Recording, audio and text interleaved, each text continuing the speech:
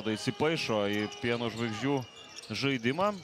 Valantinui tai tokie pirmieji žingsniai, bet CFLKL ilgus metus jis rungtyniavo Ryto dublerių komandoje.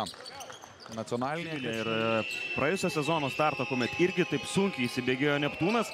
O čia rungtynės štai taip pradeda Martynas Pocevičius, blokuodamas pirmą Kadimo Džeko metimą, bet antruoju bandymu Džeko. Arenoje yra ir atsarginis lankas dėl viso pikto.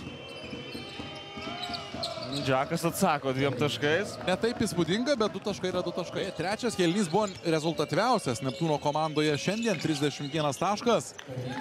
Kaip tu ir sakai. Gynyboje ne viskas gerai ir labai daug tų taškų būtent per arti atę praleidžia pasvaliečiai.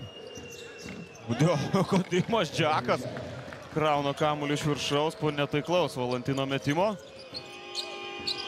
Džekas. Grįžo prie jo Pocevičius. Džekas vėl bando atakuoti varžovą ir vėl tą daro sėkmingai. 2 taškai. Ate.